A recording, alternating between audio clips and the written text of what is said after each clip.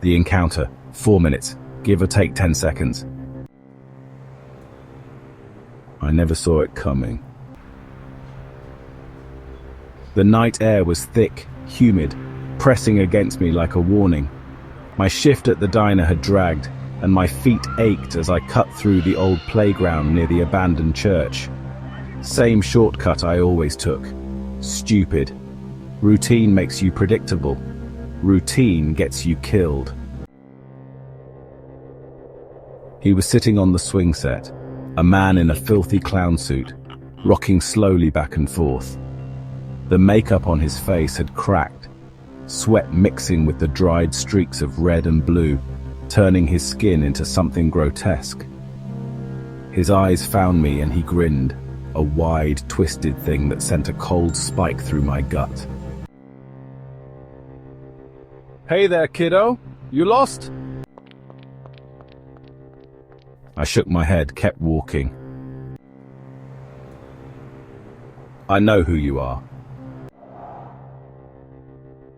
That made me stop.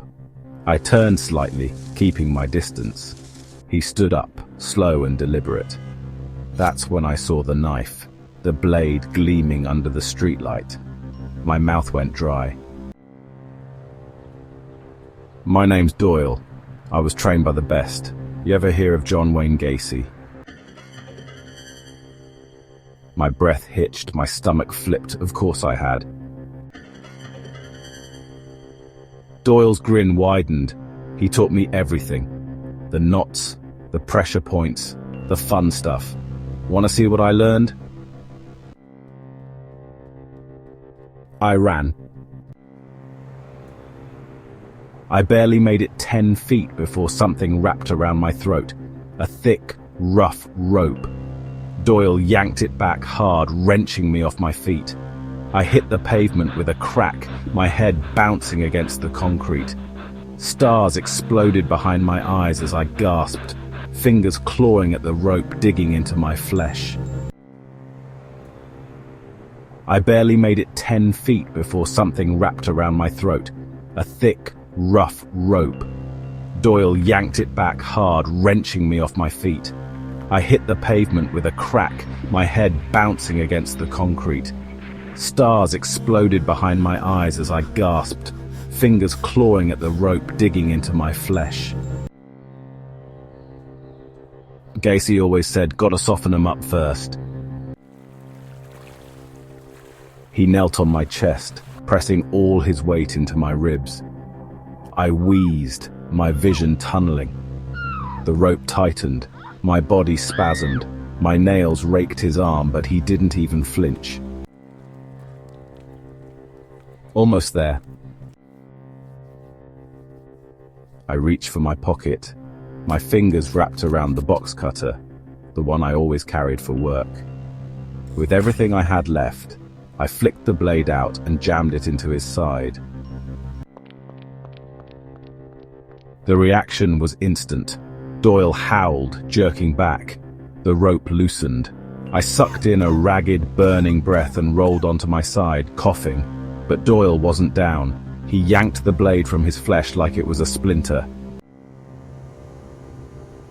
You got some fight in you? Good, that's the fun part. I scrambled to my feet, but he was faster. His boot slammed into my knee. Something cracked. White-hot agony shot through my leg as I crumpled to the ground, screaming. Doyle grabbed me by the hair and dragged me toward the monkey bars. Gravel shredded my arms, my back as I thrashed. My nails tore at his hands, his face, anything I could reach. He didn't care. You ever see a man choke to death on his own tongue? It's real fucking funny.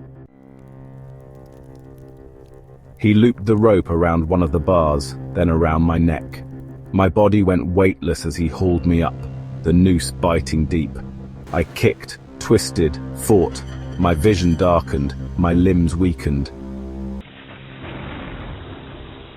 Doyle stood there, watching me die, blood running down his side, a mad glint in his eyes.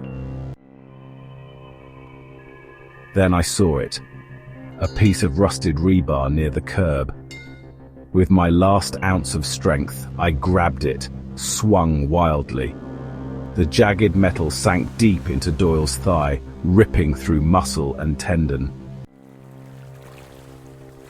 Then I saw it, a piece of rusted rebar near the curb. With my last ounce of strength, I grabbed it, swung wildly. The jagged metal sank deep into Doyle's thigh, ripping through muscle and tendon. He screamed, dropping me. I hit the ground hard, air flooding back into my lungs in a wet, ragged gasp. Doyle staggered, clutching his ruined leg. You little shit! I didn't let him finish. I lunged. The rebar went into his neck this time. His body jerked. A wet, gurgling sound escaped his throat as his hands scrabbled at the metal jutting from his flesh. Blood, thick, dark, poured from the wound. He fell to his knees. His eyes met mine, something between shock and rage burning behind them. Blood bubbled past his lips as he tried to speak. Maybe a curse, maybe a prayer. But all that came out was a low, rattling laugh. Then he collapsed. I lay there, shaking, choking on my own breath as Doyle's body twitched one last time. The smell of copper filled the air. Sirens howled in the distance. The cops didn't believe me at first. A Gacy protege, they said. But when they searched his van, they found the suits, the ropes, the pictures. He wasn't new at this. I was just the first one to fight back.